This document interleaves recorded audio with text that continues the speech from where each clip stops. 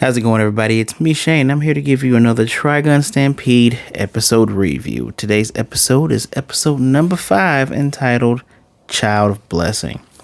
Before I go any further, please give me a like, subscribe, hit the notification bell to be notified of more videos just like this.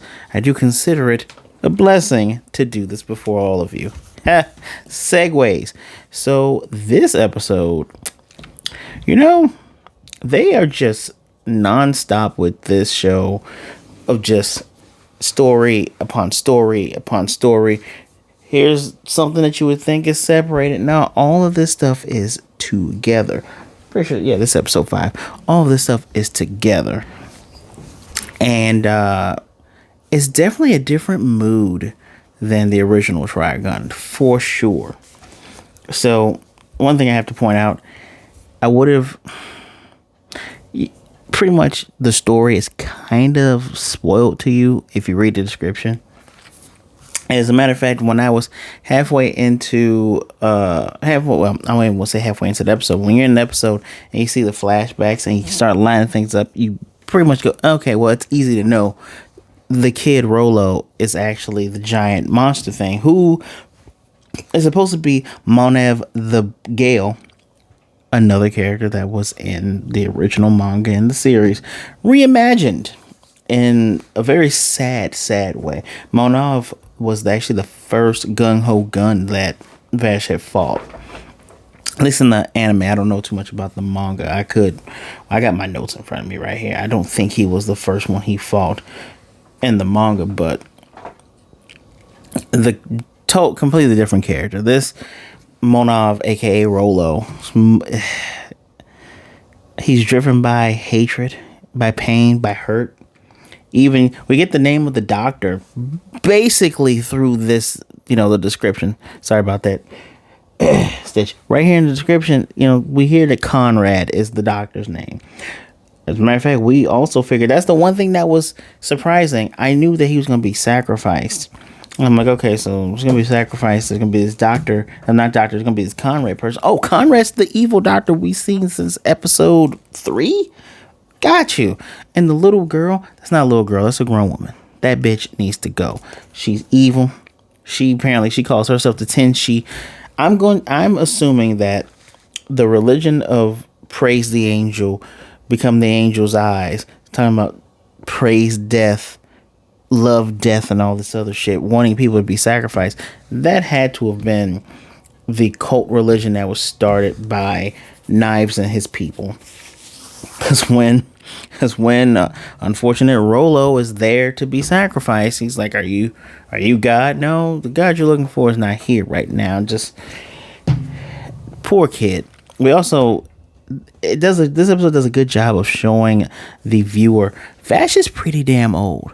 Gotta think about it. The crash landing, he's a kid, and he's like, okay, well, maybe the crash landing, maybe that stuff was like, maybe, oh, he could be 20s, 30s, right? Maybe that was only 20, 30 years. No. See, the town, according to Roberto, which still should have been Millie, Roberto goes, yeah, it looks like this whole town has been vacant for 20 years. And they find a picture in there of Vash holding baby Rolo. Bro, Vash is so old. Again, he's not human, as hinted by Zazie the Beast, which we are properly introduced that all these people are in the same group. But we'll get to that in a moment. The religious radio thing being taught all over, man. That being on the radio, so creepy and annoying, especially to Meryl, because she turned that stuff right off. And we get a spooky story from Roberto, which I'm going to assume that this story is actually true, because at one point both Vash and Nicholas were asleep, but then Vash was awake when Roberto was telling the story about they go from regular sand to this red sandy area because there's some monster that when people see it, they die, and because they're getting killed, the crimson sand is from their blood. Pretty sure that was because of Monev, aka Rolo the Gale. It's just, and you, unless you are in the know, or you do your research, or you're deep into Trigun, you would know that he's the Gale. But his gauntlet things that have bullets and giant wind turbines could be guessed. Just, it's all about betrayal and sadness. Because Rolo was the first in 5 years that didn't die from the experiment, right? And it was supposed to. He was already sick. He had a Zuko from that last Airbender. He had Zuko mark on his face and was been coughing, and it's supposed to rebuild his cellular level. And just the bad guys like, yeah, you won't die from the sickness. You know, that won't be how you die, but you know, let's see what happens. That poor kid. And it adds more to how Vash's humanity and how he has so much guilt, because it's obvious that he's been traveling from sands to sands for decades, possibly even hundreds of years, and coming across this town that doesn't have a plant, which Roberto says, you know, that religious thing is for those who worship the plants. They have windmills. They use wind turbine energy. And their whole thing was Rolo was born on a windless day, so they're gonna sacrifice. And he walks in hearing his mom agreeing to it, like, okay, cool.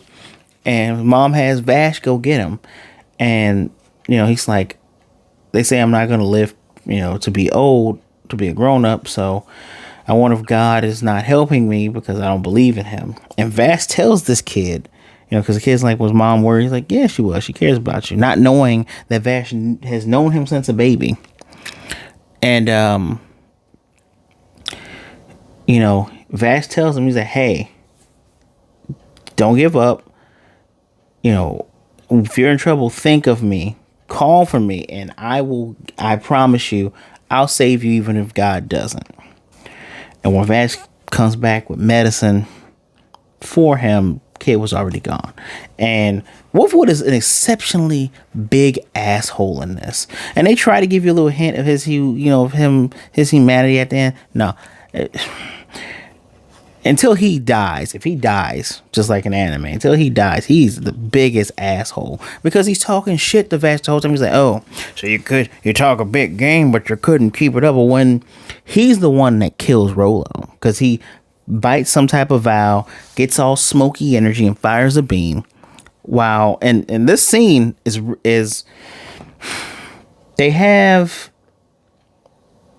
cinematography for, and it's weird to say that for an anime, just the scenes in this particular episode are really good, such as, you know, Vash is being slammed against the wall several times and Rolo's not killing him, and Rolo's helmet has like the skull on its LCD screen skull, really freaking cool. But then we see inside there, we see his actual face, his actual adult-ish face after his metabolism has been shot through the roof. And we see his adult face, and you just see the sadness, and Wolfwood shoots him, and Vash is like crying. He's like, come on, man, just wake up, don't die. And then Wolfwood's like, look, you know, I killed him, all right? Why'd you kill him? Mercy. He can't get his humanity back. He's like, that's not for you to decide. Saying that keeping him alive would have been torture. That's not for you to decide. Yeah, you call him a hypocrite, saying that you just have empty promises. Those are just dreams. And I wish Vash would have punched him. And I know that actually feels like something that 1998 Vash would have done. 1998 Vash probably would have punched him in the mouth. I wish he would have punched him. Because, one, we already know you're a lying sack of shit, right? We already know that you're with the bad guys. You're with the bad guys. So who are you to judge him, you evil sack of shit? Which, I won't even get into that in a minute. But when, I will get into it. When the beast worm kid reports back, you know, saying, yeah, the stupid adult chick that looks like a child, whatever, says, oh yeah, this one did fail because this one died. And Bugman comes in and goes, yeah, you know, it was one of your own creations. Oh, it was Nicholas.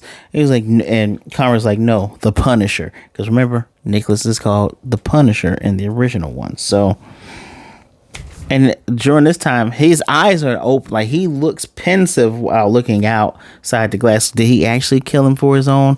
Because he took pity on him, like this thing that seemed to be getting back his humanity, but at the same time, was he? Doesn't matter. Really doesn't matter who.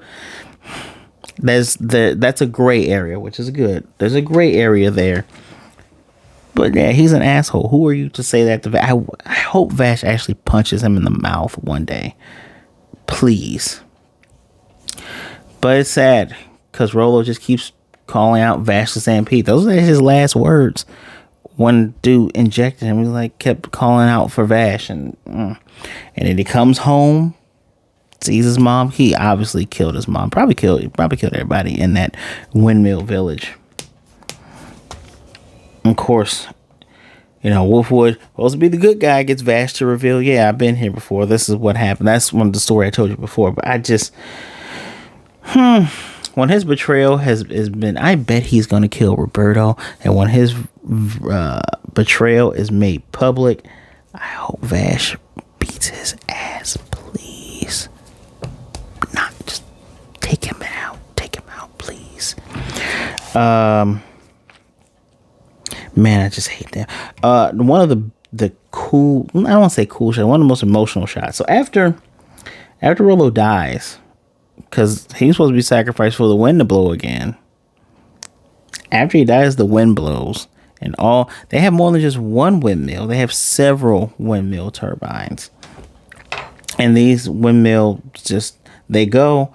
And as they're going and as they're driving away from this thing, the lights are coming on. There's so many layers of emotion with that, because he was supposed to be sacrificed for the wind to blow anyway.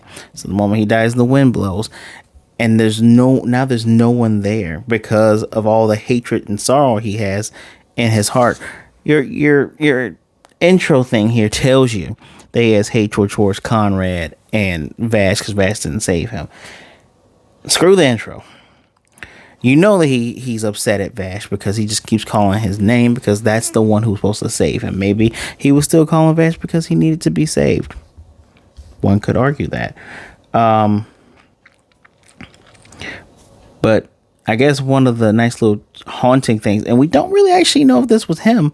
There's a dead worm, which that's the reason why Meryl stopped the car. There's a dead worm. Even Wolfwood goes, oh yeah, it died from a single punch in the head. And it's yeah, thing's been dead for a long time though. Was that Rolo or was that something else? I'm telling you, man, if all of those robot things are actually just experimented on people, let alone experimented on kids, that's sick. And not in a good way. That's sick. Y'all gonna have to give her something other than being running damsel. That's kind of annoying. And he has that little tiny Dillinger. Whatever. But give her something other than wide-eyed spunky rookie. She almost got shot too today, calling for Vash. She almost got shot. But yeah, very interesting episode. They are laying on thick.